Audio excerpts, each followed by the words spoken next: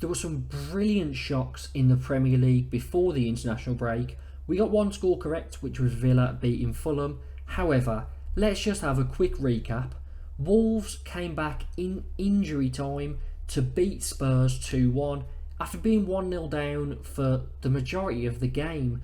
And that was actually a new record of a team leading in a Premier League game for the longest amount of time, but going on to lose. So massive shock there. I did go for a 1-all in that game, so I was on the right lines. I didn't think Wolves would lose at home. I saw that Spurs were pretty hindered with injuries and suspensions, but Wolves went one step further and nicked it at the death. Man United beat Luton. That's a massive shock because United look crap at the moment. However, they're actually the most informed team in the Premier League, or at least they were before that game was played. Big shock there. Then Newcastle lost 2-0 to Bournemouth, and Newcastle's squad is so thin, and I think they're going to struggle for a few weeks, especially with so many fixtures leading up to Christmas. It's going to be a rough time for Newcastle, and with some important Champions League fixtures coming up, I think they might be out of that, and they just need to get players back as soon as possible to make something of this season. Then Brighton drew with Sheffield United. Brighton just can't get a win at the moment, and Sheffield United, well, I'm surprised, but they're getting a few points. Then we go to the final game, Chelsea against Man City. I had Man City to win 2-0. I didn't think much of Chelsea despite them beating Spurs 4-1. I think obviously a lot happened to Spurs in that game and Chelsea really had to win it. They did in the end, but they weren't very convincing. But Chelsea are providing some brilliant entertainment, and they went toe-to-toe with City and were brilliant in a 4-4 draw. Cole Palmer scoring a late penalty, it would be him. Sterling getting on the score sheet as well, it would be him. Brilliant game, and I'm hoping Chelsea can provide some more entertainment this weekend. Now, let's get into the scores. Make sure to like and subscribe. The first game is a belter. Our first game is between first and second Man City and Liverpool. And I want to look at Man City in terms of their big fixtures this season so far. This is a fixture everyone always looks for, but City haven't been great against the top teams to this point. They beat Newcastle 1-0 in the league, got dumped out of the cup 1-0 by them. They lost 1-0 to Arsenal in the league. They got that 4-4 draw against Chelsea in the league. So they beat one of the big six. It was against Man United, but that's a bit of a given this season for Man United in a game against a big club, because they've been poor against the big sides. But City, they haven't shown that level of dominance that I'd usually expect from them. Liverpool away games have been a bit of a problem as of late. 3 away games in a row in the league, 2 points picked up. They lost that controversial game to Spurs, they drew against Brighton, and then they drew against Luton. So not great travellers at the moment. So this will make for an interesting game.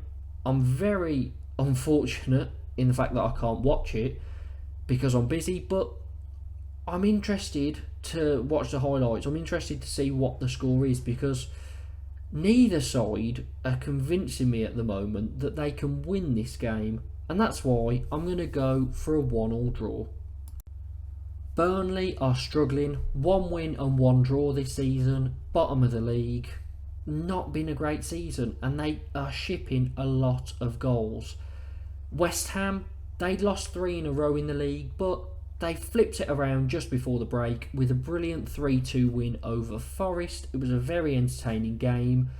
It was very back and forth. And can that see West Ham into a bit of form? I think they'll win this one. I think it could be tight. Burnley maybe with 2 extra weeks. Not extra in terms of them against West Ham, but 2-week break to kind of get things together. Obviously some international players have been out, but maybe they've been able to practice some things to stop them conceding. awful goal difference. I'm going to go for West Ham to win 2-1. Luton against Palace, and here is my bit of a shock maybe. Luton, I fancy them to get something.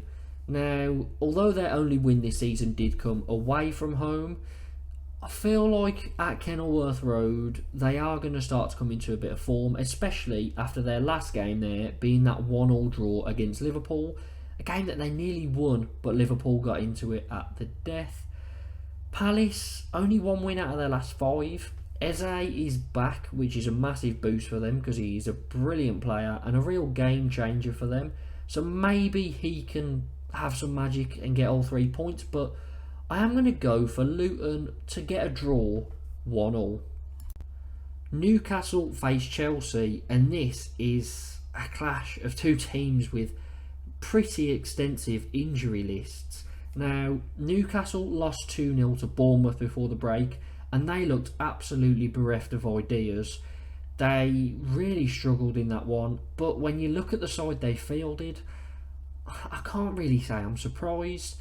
Chelsea, they had a brilliant week, 4-1 win against Tottenham and then a 4-4 draw with Man City, so great week for them, but again they've got some injuries. The only difference between Newcastle and Chelsea is that Chelsea have so many players that you will see that they have injuries, but the next best player is also a pretty good player.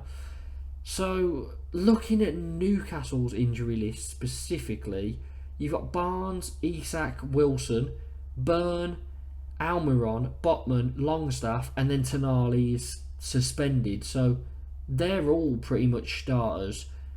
Newcastle are really struggling, and they're having to play Anthony Gordon up front, which then means they're down a winger. They've also got Jacob Murphy out, who would fill that role. Almiron, obviously, Barnes. They just don't have enough players. So for me, Chelsea are going to win this one 2-0.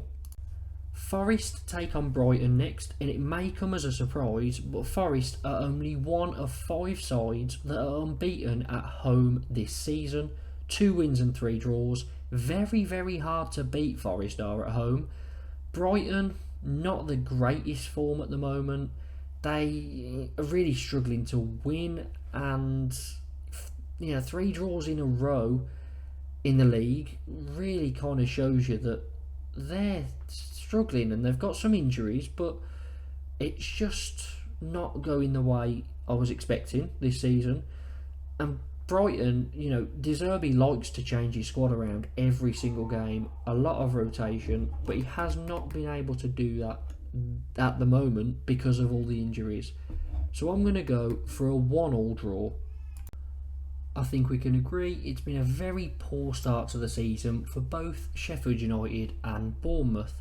However, maybe things are starting to turn around. Sheffield United, 2 very good results, beating Wolves 2-1 and drawing 1-1 with Brighton, whilst Bournemouth picked up their 2nd win of the season with a 2-0 victory over Newcastle.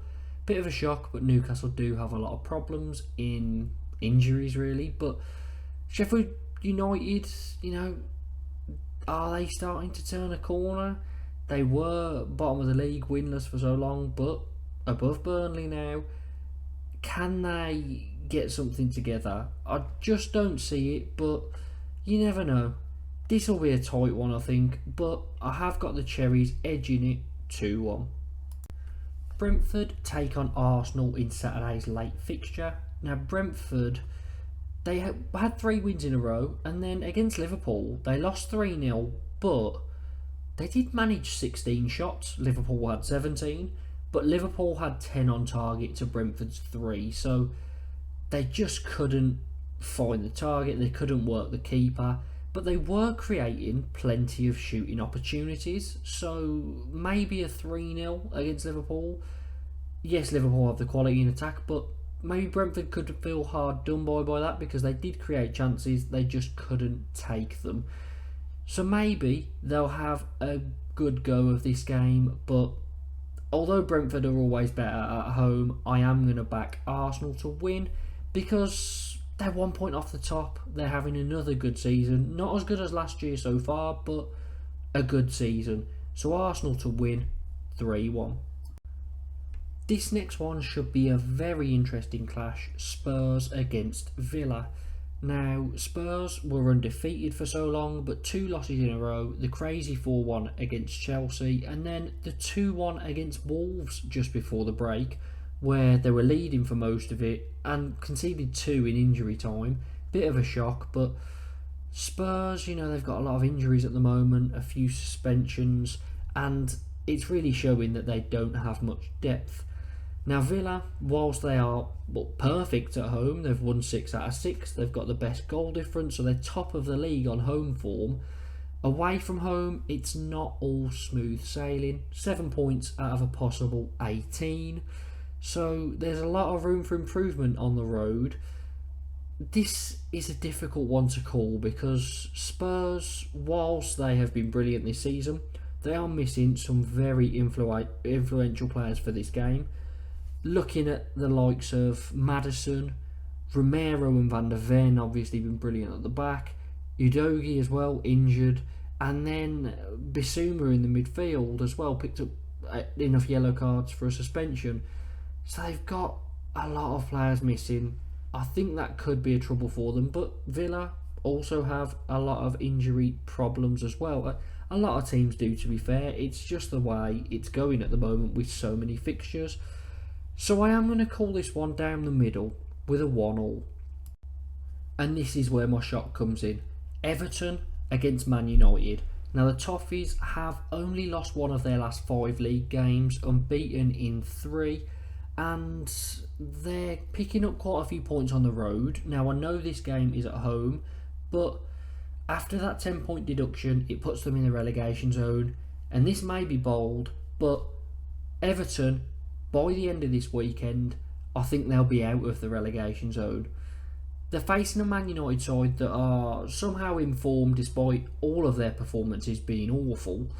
And, they're managing to pick up the points. Not in the Champions League, they're really struggling, but a couple of 1-0 wins as of late against Fulham and Luton. I don't think it's going to be enough. I think that deduction is going to spur the fans on, spur the players on, and Everton are going to go and get all 3 points in a 2-1 win. Finally, Monday night, it's Fulham against Wolves. Fulham not in the greatest form at the moment, no wins in 4. As I've said a lot, they're really missing Mitrovic. They really could do with a striker in January because they just don't have enough goals in them at the moment. Wolves are a strange one because I didn't fancy them at the start of the season, but their last 7 games, won 3, drawn 3 and lost 1. Surprisingly, the loss was against Sheffield United, but they're unbeaten in 4 home games. I know that doesn't matter here, but I just want to kind of mention that their home form recently has been brilliant. So there's a win against City, then a draw against Villa, a draw against Newcastle and a win against Spurs. So they're 4 tough fixtures and they've came out with 8 points when on paper you'd kind of expect none or maybe 1 at a push. So Wolves at home, brilliant, and I'm looking forward to when they next play there because I will fancy them against most at the moment. Away from home, I think they're still going to do it because they're very good away. I mean, at the moment, they're in a good run. They did lose to Sheffield United, but I think they'll be able to put that past them and Wolves will get the win, 2-1. So those are my predictions for these Premier League fixtures. Make sure to like and subscribe. Hopefully it's as entertaining as it looks. And let's just pray for some good football.